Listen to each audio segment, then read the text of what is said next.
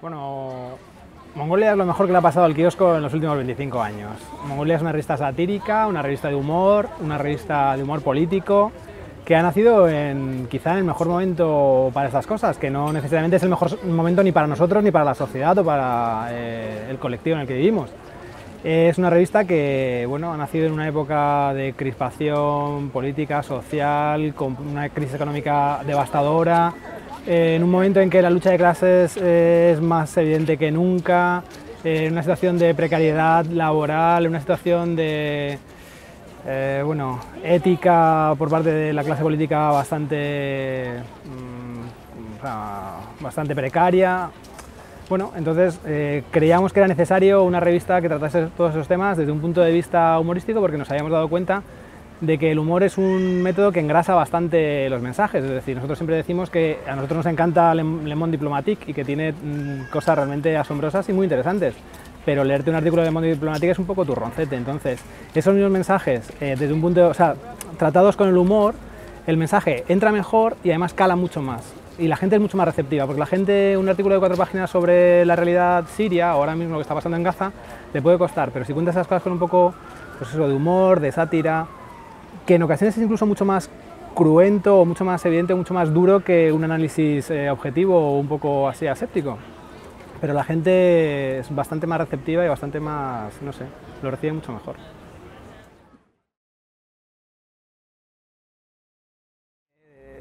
No sabemos hacer otra cosa, eso es una cosa que es cierta. Nosotros veníamos todos del mundo, prácticamente todos, del mundo de la prensa, y el que no venía del mundo de la prensa venía de sus sectores profesionales. Es decir, nosotros una de las cosas que tuvimos claras en Mongolia era que teníamos que tener un abogado para poder sacar la publicación a la calle, porque si no corríamos el riesgo de que nos demandase y nos pusieran 1000 querellas y tal.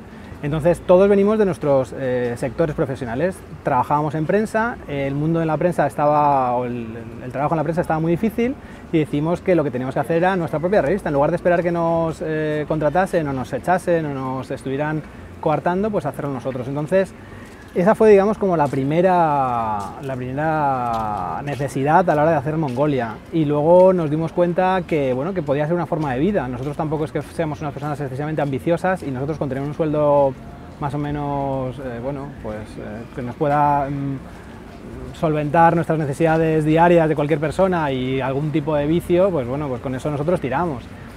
Lo de, ser un motor que mueva las conciencias y tal, ahí creo que sería un poco pecar de ambiciosos, ¿no? Incluso de soberbios. Nosotros hacemos una revista para pasarlo bien, hacemos una revista con la que nos sentimos a gusto y con unos mensajes que compartimos. Y luego, si eso a la gente le hace sentirse mejor o le hace, activar su capacidad crítica, perfecto, pero nosotros no tenemos esa vocación redentora ni esa vocación mesiánica. Esto es bastante más cotidiano, más de andar por casa. Por supuesto, si tiene una función social, pues bienvenida sea, ¿no? Las cosas no son inocuas y siempre uno espera que tengan cierto calado, pero sin ese toque así un poco mesiánico, porque sería hasta desagradable, yo creo. Sería un poco como que nos hemos ido de código. Es una revista, al fin y al cabo. Hombre, por supuesto el humor tiene un vínculo muy estrecho con la realidad en la que nace, ¿no? Entonces, por ejemplo, nosotros nos hemos dado cuenta que todo este tiempo en el que todo eran, por lo menos nos contaban que eran vacas gordas y bonanza, el humor que había era un humor bastante naif, un humor que no entraba en temas políticos porque no era necesario. Es más, hacer humor sobre temas políticos era como el aguafiestas que está dando por culo en la fiesta o que está un poco ahí molestando, llamando la atención, el Pepito Grillo, ¿no? No eran momentos para hacer humor que fuera crítico. Entonces, que hemos tenido todos estos años, grandes humoristas, por supuesto.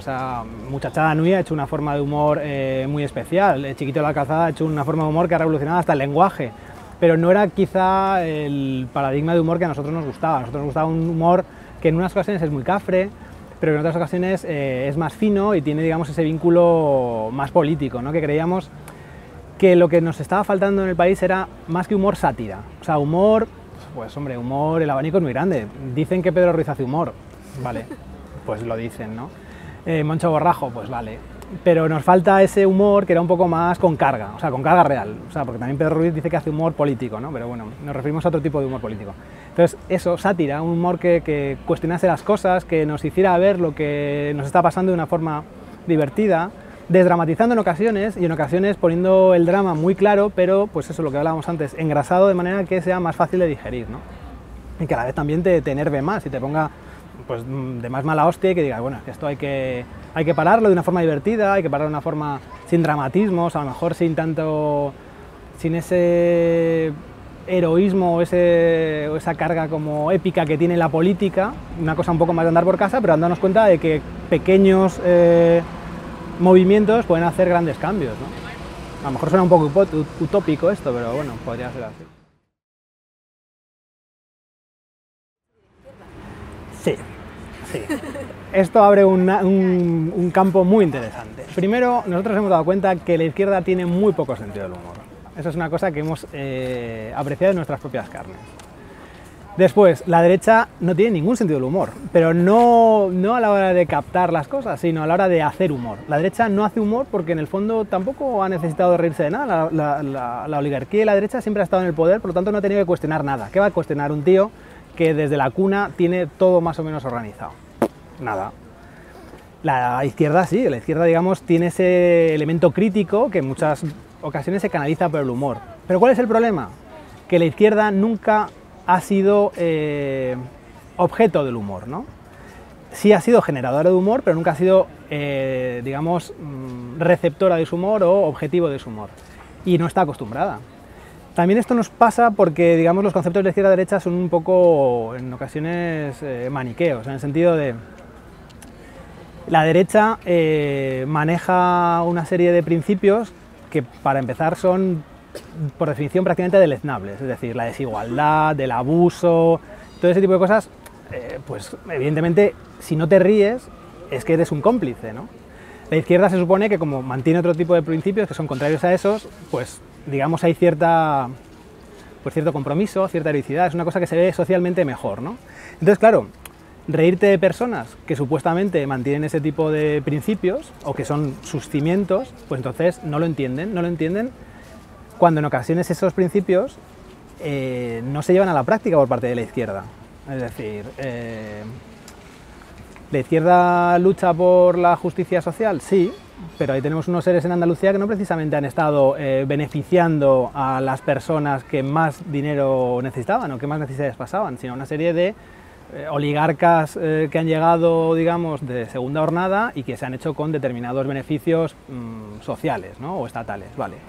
Entonces, cuando haces ese tipo de cosas, la gente no lo entiende, te dice, no, pero es que de nosotros no os podéis reír, reíos de la derecha, ¿no? Nos reímos de todos los que abusen de su poder, de todos los que estén dando un discurso y actuando de otra forma diferente, una cosa totalmente incoherente o inconexa o esquizofrénica, de eso nos reímos.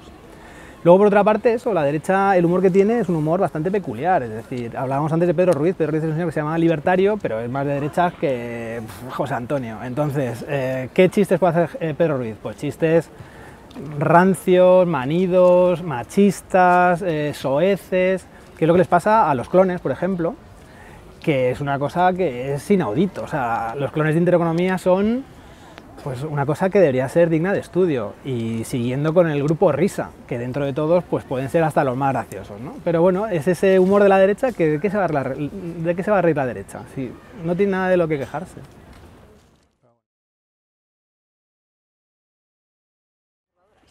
Hay publicaciones de humor satírico de derechas, pero que no son conscientes de ello. Por ejemplo, yo te citaría La Razón y ABC. O sea, hay portadas de La Razón que son para estar en el Museo del Humor. Del humor o de la desvergüenza, o sea, porque es una cosa que ya roza esa frontera fina que no sabes si es un choteo y una befa y una mofa total, o es que estos tíos realmente se creen lo que dicen, ¿no? Maruenda se cree lo que está diciendo. Hay portadas de La Razón que son muy graciosas y muy ofensivas. De hecho, a nosotros en ocasiones nos han dicho que nuestra publicación ofendía, y cuando eso nos lo ha dicho un kiosquero, por ejemplo, pues no hay más que decirle, a mí me ofende mucho más las portadas de La Razón.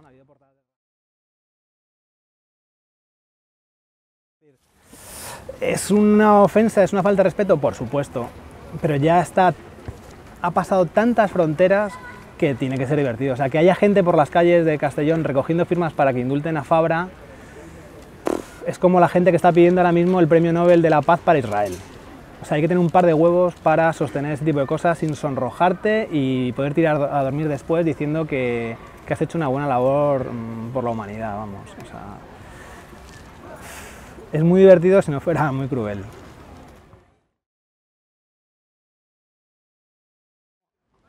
¿Me gusta este país?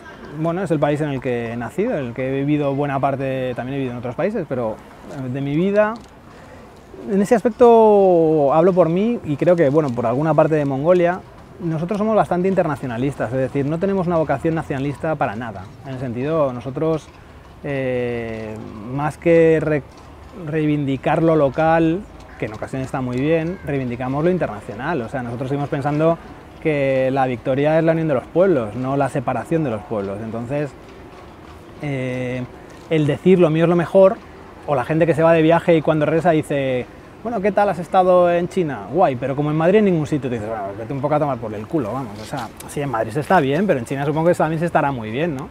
Entonces, ese reivindicar lo local, ese valorar solo lo nuestro, ese chauvinismo, es como la canción de los Nikis de Ventajas de ser de aquí, ¿no? O sea, es que decir, sí, la tortilla de patatas, el pollo al chilindrón, pero hay otras muchas cosas, ¿no? Entonces, ¿que me gusta este país? Sí, hay cosas muy interesantes en este país y hay cosas muy desagradables, pero como en cualquier sitio. Si es que también creo que lo que hay que ver es las cosas con una mayor amplitud de miras, diciendo o viendo que no todo lo que tienes cerca es bueno, o todo lo conocido es bueno, porque es una cuestión más que nada de conocimiento o desconocimiento, de cercanía o de familiaridad o no familiaridad, y que no todo lo que está lejos es aburrido, desagradable o, bueno, o menos valioso, ¿no? Por eso me gusta este país, sí, pero me gustan todos, vamos. O sea, yo soy de bastante contentar. Bueno, el niño que roba a un ciego, bueno, él también las ha pasado canutas, ¿eh? O sea, el Lazarillo, a mí es que la picaresca me gusta mucho como novela, el Quijote me parece que es maravilloso. Sí, bueno, somos un país de bandidos y de pillos y de jetas, y somos aquellos que cuando un tío en clase sabe más que otro, y en lugar de ponernos del lado del que sabe más, nos ponemos del lado del... O sea, somos los tíos que cuando dicen ¿a quién queréis salvar? ¿A Cristo o a Barrabás? Decimos a Barrabás, a Barrabás. Bueno, sí, somos así, o sea, salvamos a Barrabás. ¿Por qué? Porque Barrabás es mucho más simpático y te puedes ir de farra con Barrabás y te vas a reír, te vas a drogar con Barrabás. ¿Y con Jesús qué vas a hacer? Orar, yo qué sé, dar de comer a los pobres, sanar a los enfermos. Entonces somos muy de eso, ¿no? Somos muy del goce inmediato, más que de, pues eso, o sea, somos más, es que te iba a decir más, es que ni siquiera orteguianos, es que somos, o sea, yo creo que no hay un sistema filosófico que nos pueda servir, o sea, somos pillos, o sea, por supuesto no seremos jamás kantianos, ni seremos personas que cuando nos vean pasar por la calle pondrán el reloj en hora, porque nosotros somos de, bueno, pues si me puedo quedar 5 minutos más a dormir o si puedo dejar a mi amigo plantado 10 minutos porque, bueno, pues sí, se va a hacer, ¿no? Y me va a entender y lo va a aguantar. Entonces, no sé, o sea, quizás son preguntas muy difíciles estas, ¿eh? Son muy sociológicas y hablan muchos caminos. Pero sí, somos pillos y tampoco hemos tenido la educación suficiente como para salir de ello, o sea, ni el Estado ni las instituciones han pretendido otra cosa. O sea, prefieren crear pillos que crear personas formadas, críticas, autónomas, con recursos. También porque es mucho más fácil de manejar. O sea, también al pillo en un momento dado, cuando se deja de hacer la vista gorda, se le puede encarcelar, por ejemplo. Un tío que es un tío recto y que te reclama que tú hagas lo que se supone que él tiene que hacer, es un tío peligroso, ¿no? Entonces yo creo que es un poco, todo va por ahí, ¿no? O sea, es una especie de falta de educación que está muy en nuestro ADN, digamos. O sea, que viene de eso, pues desde el siglo de oro, desde antes, o sea, vamos, desde el romance, yo creo, ¿eh?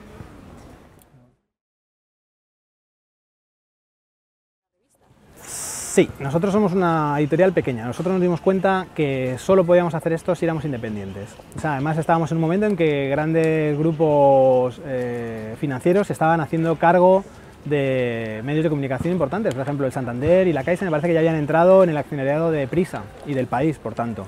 De hecho, si tú lo ves, cuando Prisa o el País informan sobre desahucios, nunca suelen decir qué banco los está ejecutando, más que nada porque suelen estar en su accionariado. Entonces, bueno, eso ya da que pensar sobre la veracidad o la certeza de la información que está dando el País, por ejemplo, en este caso concreto. Entonces nosotros nos dimos cuenta que eso tenía que ser una revista independiente. Para eso buscamos unos cuantos socios capitalistas, nosotros pusimos trabajo, pusimos dinero y nada, con apenas, no llegamos ni a 60.000 euros de desembolsados, conseguimos sacar la revista. ¿Que hemos recibido presiones? Sí, nosotros hemos tenido un burofax de Hola, que nos ha dicho que por haber hecho la portada de Hola en que salía la infanta Cristina encarcelada, donde nos enseñaba su nueva casa, que era la prisión, que era cuando le iban a imputar, teníamos que destruir toda nuestra tirada, teníamos que darles datos de ventas, teníamos que, bueno, un poco menos que indemnizarle y tal, y nosotros dijimos que no, que si querían algo que fueran los tribunales. Nosotros hemos tenido llamadas de determinadas personas que se han reunido con nuestro editor para proponerle que fuéramos, pues no sé, más cautos en determinada información a la hora de tratar determinados temas. Incluso se nos ha ofrecido poner publicidad de determinadas entidades a cambio de tratarlas de una forma más cordial, digamos, ¿no? Entonces sí, lo que pasa es que, bueno, nosotros no hemos venido aquí para eso. Cuando vosotros decís que si estábamos aquí para llenar la nevera y el garaje, estamos más para llenar la nevera. El garaje no es tan importante, entonces tienes mucho menos que perder.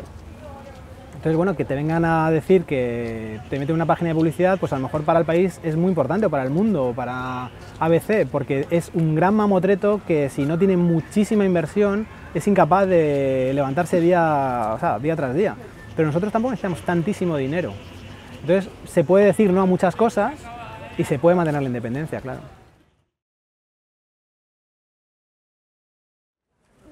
Sí, suena un poco a cachondeo, sí, es un poco como lo que hablábamos antes, suena un poco como a mofa, ¿no? A befa, a la gente pidiendo en las calles un referéndum para determinar qué forma de Estado quieren y de repente sacarse del Parlamento una ley de aforamiento express sin contar con la ciudadanía.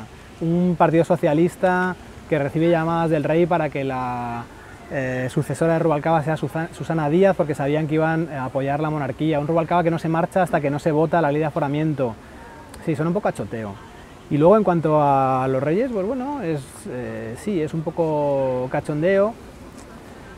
El hecho de que, bueno, estamos en el siglo XXI y vamos a aceptar un señor que nos han dicho que es la mejor persona para regir este estado únicamente porque se ha preparado así desde la cuna, porque tiene un componente genético que lo hace diferente a los demás, que está muy preparado. No sé, es que es tan complejo en el sentido de que son tantas incoherencias una detrás de otra que es un no parar. O sea, unas personas que se tienen que casar entre sí mismas porque si no, no se mantiene ese toque divino y luego se casa con una divorciada. Un señor que va a visitar al Papa, es la primera vez que un Papa da la mano a una pareja que han abortado, por ejemplo. Entonces, son cosas un poco raras, ¿no? O sea, que por lo menos entran en ese campo de la contradicción. Y que luego lo que siempre hemos hablado, si es una persona que está tan bien preparada y toda la ciudadanía lo aclama y lo quiere, que se presente a unas elecciones. Entonces, cuando este señor se presente y gane unas elecciones y sea elegido durante 4 años presidente de la República Española, porque ¿quién dice que Felipe VI no pueda ser presidente de la República Española? Pues entonces no habrá ningún problema, se acabará la discusión, se acabará el debate. Pero bueno, para eso tenemos que convocar un referéndum para ver si queremos república o monarquía, convocar unas elecciones y este señor revalidando su cargo de 4 en 4 años o de 5 en 5 años, pues podrá permanecer hasta, bueno, pues hasta que fallezca si es necesario, ¿no? Pero es que ni siquiera se nos da la oportunidad de que eso suceda. Por eso sí que es un chiste, ¿no? No sé, es que todos son muy cómicos porque se ponen en situaciones ellos solos en los que es muy difícil mantener el mensaje que sostienen, por ejemplo. El PSOE apoyando a la monarquía, diciendo que que ellos siempre han sido republicanos, pero que bueno, que ahora, yo qué sé, CiU diciendo que Pujol, bueno, que tampoco es tanto. Yo qué sé, Rosa Díaz o, bueno, yo qué sé, el ministro del Interior, sin ir más lejos, el otro día diciendo, mientras presentaba una campaña de concienciación de la DGT, de tráfico, cuando empezaba la operación salida, diciendo que igual que hemos acabado con ETA, acabaremos con los accidentes de tráfico. Y dices, esta persona está bien de la cabeza, que me parece que es el mismo señor que dijo que las abortistas eran etarras, eran terroristas, o sea, o un Gallardón que es totalmente loco. O sea, yo de verdad en ocasiones pediría que les hicieran un análisis clínico porque hay personas que tienen principios que son ya perfectamente diagnosticables, ¿no? Entonces, o sea, es lo que hablábamos antes, son cómicos, pero por no pararnos a pensar lo dramático, lo esperpénticos que son. O sea, es que esos señores tienen en nuestras manos nuestros destinos, ¿no? Esto es como cuando, no sé si habéis visto la película del Lobo de Wall Street. O sea, esos tíos han manejado el mundo en los últimos 15 años. Son señores que han hecho levantar el PIB de Medellín y de Colombia, pero vamos, a niveles absolutamente astronómicos. Personas absolutamente drogadas, pasadas, absolutamente... Esos son los que nos manejan. Bueno, pues en otra escala yo creo que nuestra clase política no tiene muchos que envidiarles. Es decir, yo creo que muchos deben estar drogados, muchos deben estar locos, muchos deben estar adictos al sexo con un priapismo constante. Entonces, bueno, pues es cómico por lo que hablábamos antes, es cómico porque ya llegamos a un grado de esperpento que no te queda más remedio que reírte y que se te escape la sonrisa. Pero es que esos tíos son los que van a hacer, por ejemplo, que nuestra ley del aborto vuelva al año 70, o 78, 80. Estamos mal de la cabeza. Señores que recortan en recursos de sanidad y de dependencia y que van a obligar a las mujeres que puedan tener niños con deformidades y con problemas cerebrales. O sea, pues bueno, es gracioso cuando les ves explicarse, pero cuando ves que eso se plasma en la realidad es escalofriante. Pedro Sánchez, bueno, pobrecito Pedro Sánchez. Pedro Sánchez es como el hombre biónico, yo creo. Es un tío hecho en laboratorio para que todo siga igual. Además, cuando hablabas de lo de qué es cómico y qué no es cómico, hace poco, ayer me parece que salía la nueva encuesta del CIS que decía que Podemos ya es la tercera fuerza política y que incluso podía llegar a ser la segunda, pero está a 6 puntos del PP. Y de repente sale el PSOE rasgándose la vestidura diciendo, bueno, no es tan así porque eso ha sido antes de que saliera Pedro Sánchez. Y dices, joder, pues es que si lo hacen ahora, muy posiblemente es que sea la segunda fuerza de cabeza. Porque Pedro Sánchez es eso, sí, es un Madelman, es un señor que sabemos de dónde viene, por mucho que nos lo disfracen, que es el valido o el recomendado de Susana Díaz, que es un tío del aparato, que es un tío que entró en la carrera para, digamos, descolocar a los otros contrincantes. Entonces, bueno, es un tío que lo que más se me parece, y es una cosa muy personal, es a un Felipe González. Es a ese señor que ganaba las elecciones enamorando a las mujeres. O sea, gentes que te decían, es que es tan atractivo, y es que esas canas... Es un señor, o sea, yo no sé si os acordáis, pero a Felipe González, cuando le hizo la campaña a Pilar Miró, le tiñeron canas para que pareciera más interesante y más maduro y un tío más atractivo. Te dices, ¿pero con qué votamos? ¿Con la polla o con la cabeza, no? Entonces creo que aquí se va a volver otra vez a votar con el sexo, ¿no? O sea, estamos manejando elementos de propaganda muy barata. Y Pedro Sánchez creo que es un producto de propaganda muy barata. Ya veremos.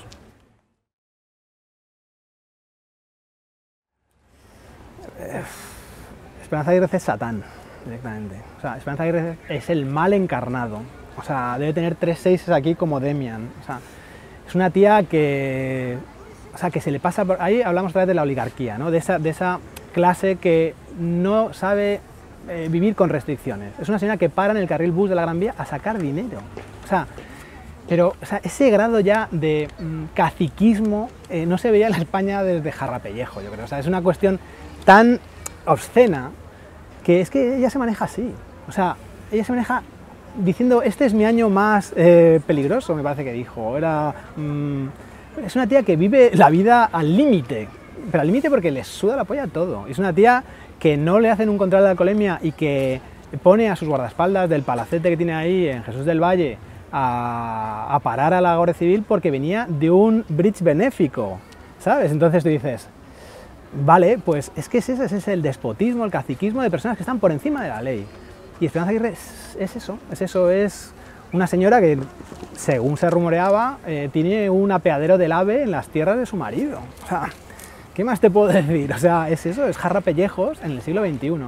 Entonces, Esperanza Aguirre, bajo esa apariencia de señora graciosa, simpática, chistosa, es una persona muy peligrosa, que para nada es liberal, es una persona de una derecha muy rancia, nada internacionalista ni nada internacional, es decir, por mucho que ella diga no es parte de los republicanos norteamericanos, es parte de la derecha más rancia de este país.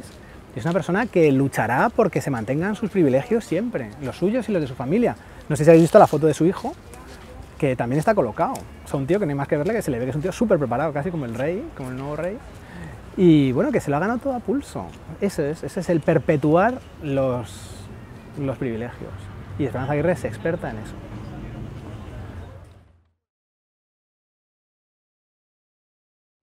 Bueno, hay gente que, por ejemplo, nosotros mandamos nuestra revista a determinadas personas, muchas de las cuales aparecen en ella. O sea, es decir, yo qué sé, Pedro J, cuando era director del Mundo, lo recibía.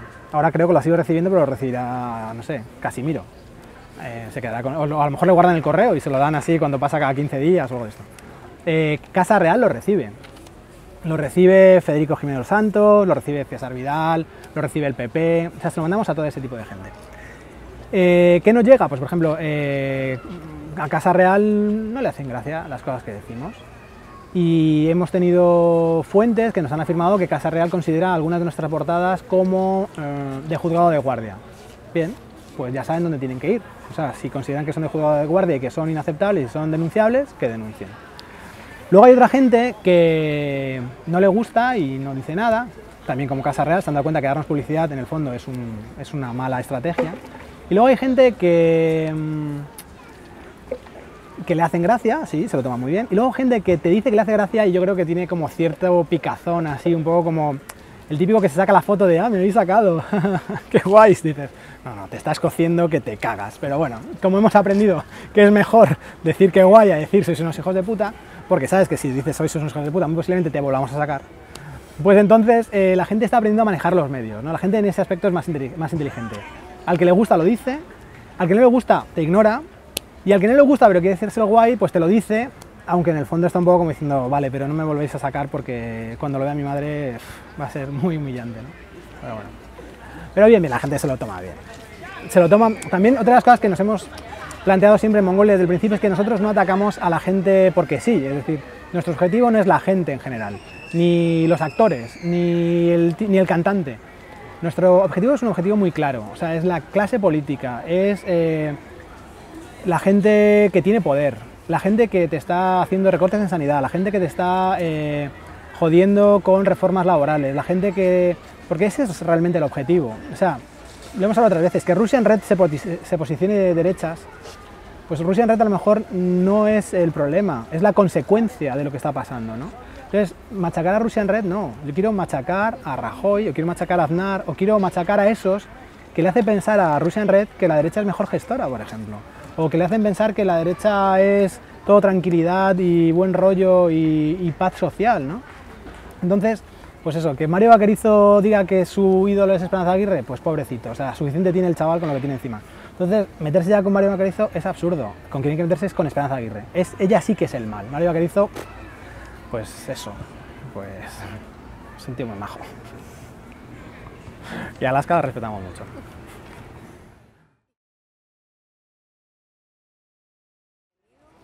Bueno, a nosotros nos resultó realmente emocionante que Mongolia se utilizase para reclamar en las Cortes Valencianas un referéndum sobre la República, ¿no? O por lo menos para cuestionar este traspaso de poder que había sido tan inusual, ¿no?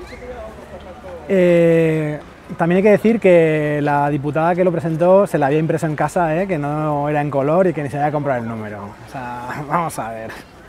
Aquí vamos a lo que vamos, que somos empresarios, no nos equivoquemos.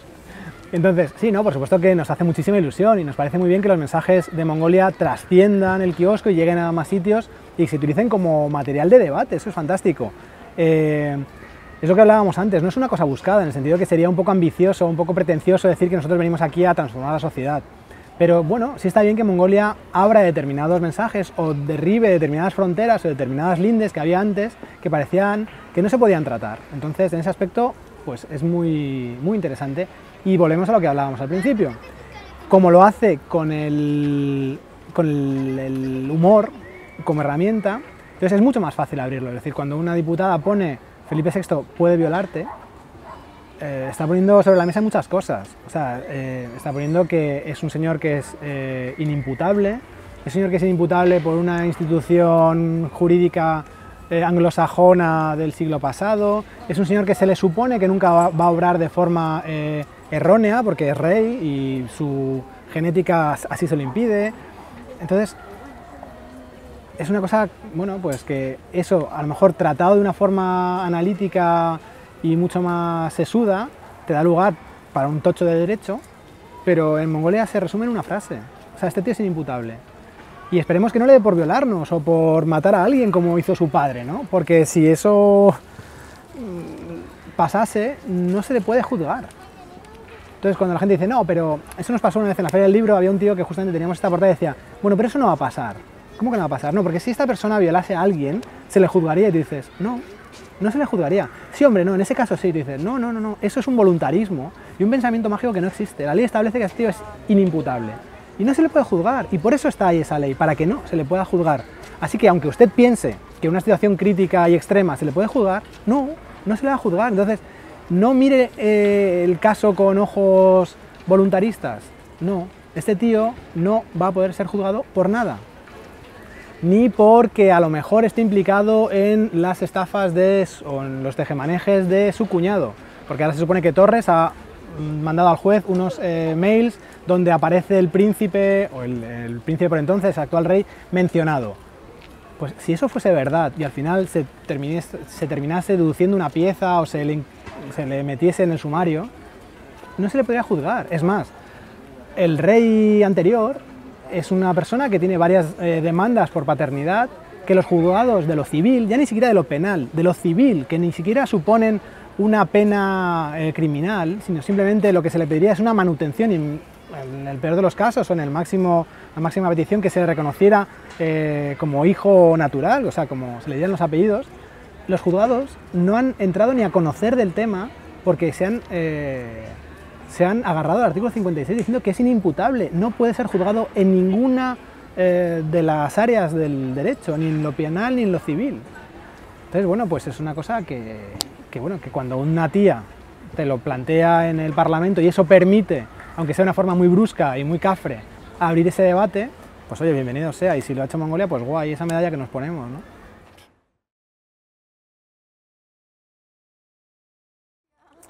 Sí, bueno, el musical está funcionando, de hecho salimos de gira, ahora vamos a Avilés, luego volvemos a Madrid, luego tenemos así alguna otra fecha más, tenemos Torrelavega a principios, ya tenemos fechas para el año 2015, o sea, cuidado, esto ya es como gira con los Rolling Stones. Entonces, sí, la verdad es que somos prácticamente todoterreno, nos gustaría explorar muchas cosas. O sea, nosotros creemos que Mongolia tiene muchas vertientes y muchas posibilidades en diferentes campos. El teatro o el musical fue una cosa que surgió porque nos lo propuso Juan Diego Boto y ha funcionado, pero nosotros tenemos en mente, yo qué sé, la radio sería un medio en el que Mongolia funcionaría muy bien, la televisión creo que podría funcionar muy bien, tanto la parte de reality news como la parte de sátira. Una película, pues también podríamos hacer una película, no, si lo hizo Parchís, no sé por qué nosotros no podemos hacer una película. Y hay mil cosas, no sé, un libro de autoayuda, yo qué sé, estamos abiertos a tantísimas cosas, o sea, una línea de tatuajes, por ejemplo. Sí, sí, o sea, nosotros estamos abiertos a todo, o sea, mientras nos lo pasemos bien, es más, incluso nosotros nos gustaría que esto fuese un poco como el hombre enmascarado, ¿no? Entonces, el hombre enmascarado siga pasando de padres a hijos, ¿no? Como siempre llevaban máscara, el hombre enmascarado estuvo como 100 años salvando el mundo y nadie sabía quién era. Y resulta que eran diferentes generaciones. Nosotros igual, es decir, a lo mejor puede haber un musical de Mongolia que no lo hagamos nosotros. Estaría de puta madre, es decir, que se esté haciendo el musical de Mongolia en Londres, en el Albert Hall, por ejemplo, o en Broadway, que no seamos nosotros quien lo hacemos. O sea, sería maravilloso. Ya el poder delegar y que las cosas vayan rodando solas y que lo hagan otros, que trabajen otros por ti, ¿no? O sea, sería muy interesante. Es algo que hay que explotar.